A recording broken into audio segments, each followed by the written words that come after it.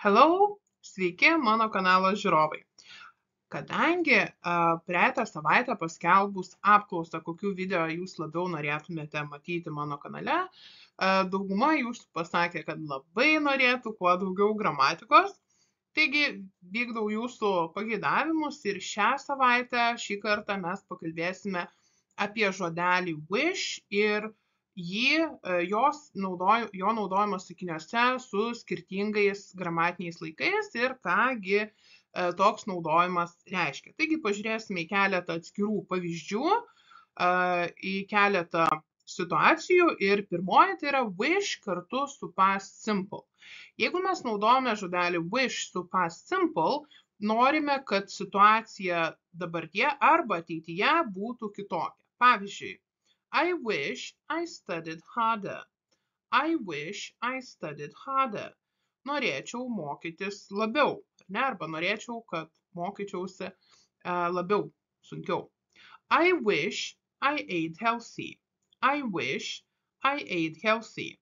Norėčiau valgyti sveikiau, ne? Norėčiau, kad dabar valgyčiau sveikiau, arba norėčiau, kad ateityje, nuo dabar norėčiau valgyti sveikiau. They wish they bought that house. They wish they bought that house. Jie norėtų, kad būtų nusipirkę tą namą, ne? Jie norėtų nusipirkti tą namą. Taigi, su past simple situacija kitokia, kad būtų dabartyje arba ateityje. Pažiūrėkime į sakinius ir į pavyzdžius wish su past continuous. Wish su past continuous kiek panašu, tiek dabar, tiek ateityje mes norėtumėm daryti kažkokį kitokį veiksmą. Ar kad tas kažkoks kitoks veiksmas, nes nebūtinai mes galim kalbėti apie save, tai kad kitoks veiksmas būtų daromas. I wish I was studying abroad instead of working. I wish I was studying abroad instead of working. Norėčiau, kad studijuočiau užsienyje vietoj to, kad dirbčiau. Arba he wishes he was learning a new language instead of procrastinating. He wishes he was learning a new language instead of procrastinating. Jis norėtų, kad mokytųsi naujos užsienio kalbos vietoj to, kad atidėliotų dalykus, ar ne, prokrastinuotų. Taigi, naudojame past continuous tada, kai norime pasakyti, kad norime atlikti kažkokį kitokį veiksmą. Wish su past perfect. Wish su past perfect mes naudojame tada, kai kalbame apie tokias situacijas, kurios įvyko jau praeity, jau mes kalbam apie tokį dalyką, kuris jau praėjo, ir mes tos praeities pakeisti nebegalim, bet tarsi apgailestaujam dėl to, ar ne, galvojam, kaip būtų buvę geriau, galvojam, kaip būtumėm galėję pakeisti situaciją praeityje. Bet esmė ta, kad situacija jau, tas veiksmas, tas dalykas praėjo ir mes nieko pakeisti nebegalim, tai tiesiog apgailestaujam apie tai, kas buvo, gal kartais išreiškim kažkokią, tarkim, kritiką, jeigu apie kažką kitą kalbam. I wish I had studied harder for the exam last week.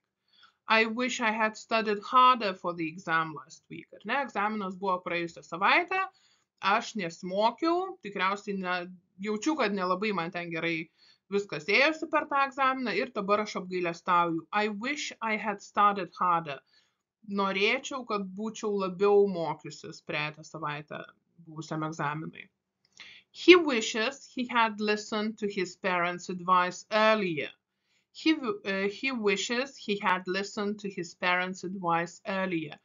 Jis norėtų, kad būtų klausęsis savo tėvo, vieno iš tėvų patarimo anksčiau, ar ne? Bet vėlgi, nesiklausė, tikriausiai kažką padarė ne taip, gavosi netokia situacija ir dabar apgailestauja, kad neklausė to patarimo. He wishes he had listened to his parents' advice earlier. We wish we had visited the museum before it closed for renovations. We wish we had visited the museum before it closed for renovations.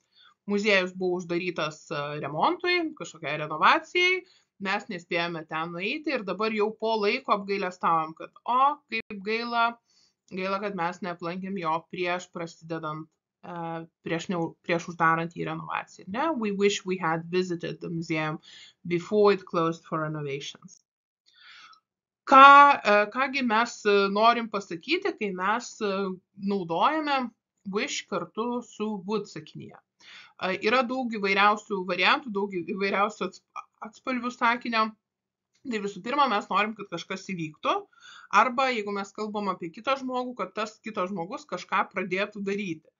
Taip pat gali būti, kad mes išreiškiam savo susierzinimą ir norim, kad tas dalykas nebebūtų daromas. Ne? Nu, tai iš esmės, kad kažkas kažką pradėtų daryti, arba kad kažkas kažko nedarytų, jeigu mums tai nepatinka. I wish he would stop interrupting me during meetings. I wish he would stop interrupting me during meetings. Norėčiau, kad jis nustotų mane pertraukinėti per susitikimus, per susirinkimus. I wish he would stop interrupting me during meetings. Ne? Norėčiau, kad jis iš esmės nustotų pertraukinėti ir nebepertraukinėtų. Ne? Norėčiau, kad kažkas įvyktų. He wishes his boss would give him more challenging tasks at work. Ne, šitas galbūt labiau pozityvesnis, mes labiau norim, kad bosas duotų daugiau visokių iššūkių keliančių užduočių, kad būtų įdomiau dirbti. He wishes his boss would give him more challenging tasks at work. Ne? And we wish the weather would improve so we could have a picnic in the park. Mes norėtumėm, kad oras pagerėtų, kad mes galėtumėm parke susiorganizuoti pikniką. We wish the weather would improve so we could have a picnic in the park. Ne? Norėtumėm, kad kažkas įvyktų, kad oras pagerėtų ir mes galėtumėm parke susiorganizuoti pikniką. Ir paskutinis, nenoriu sakyti pagrindinis, bet kadangi žodis wish reiškia norėti,